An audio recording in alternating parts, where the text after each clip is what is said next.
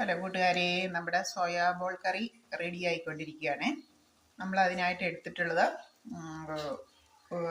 കുറച്ച് soya ball ആവശ്യത്തിന് നമ്മൾ എത്രയാണോ കറി വെക്കാൻ ഉദ്ദേശിക്കുന്നതിൽ ആവശ്യത്തിന് സോയാ ബോൾ എടുത്ത് നന്നായിട്ട് വേവിച്ചെടുക്കുക. അപ്പം നമ്മൾ സോയാ ബോൾ വേവാൻ വെക്കുന്ന വെള്ളത്തിൽ അല്പം ഉപ്പും കൂടി ഇട്ട് കൊടുക്കുകയാണെങ്കിൽ സോയാ ബോളിൽ ഉപ്പ് പിടിച്ചിരിക്കും.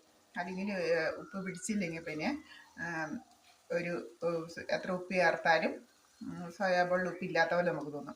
അപ്പോൾ ഇത് വെന്ത് വരുന്ന അവസരത്തിൽ നമ്മൾ അതിനാവശ്യമായിട്ടുള്ള ഒരു ഗ്രേവി തയ്യാറാക്കി ചെറിയൊരു സവോളയും 2 തക്കാളി, പച്ചമുളകും ചെറിയ ഇഞ്ചിയും പൊടി പൊടിയായി നമ്മൾ കടുക് താളിച്ച് അതിലേക്ക് നന്നായിട്ട് വഴറ്റിയെടുത്തു.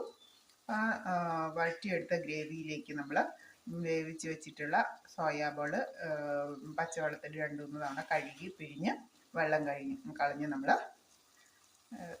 ഈ ഗ്രേവിയിലേക്ക് ഇട്ട് കൊടുത്ത് നന്നായിട്ട് ഇളക്കി ഒന്നുകൂടെ സോയാ ബോളിലുള്ള വെള്ളത്തിൻ്റെ അംശമൊക്കെ ഒന്ന് മാറി വരുമ്പോൾ ഒന്നുകൂടി ഒന്ന് ചെറിയ സിമ്മിലിട്ട് നമ്മൾ ചൂടാക്കി.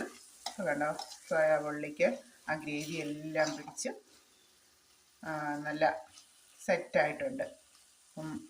എരിവും ഉപ്പും ഒക്കെ പിടിച്ച് ഇഞ്ചിയുടെയും പച്ചമുളകിൻ്റെയും തക്കാളിയുടെയും ഒക്കെ ആ ടേസ്റ്റ് സോയാ ബോളിലേക്കും വന്നിട്ടുണ്ട്. അപ്പം നമ്മുടെ സോയാ ബോൾ കറി ഇവിടെ റെഡി ആയിട്ടുണ്ട്. നമ്മളധികം ചാറില്ലാതെ ഈ പാകത്തിലാണ് നമ്മൾ എടുത്തിട്ടുള്ളത്.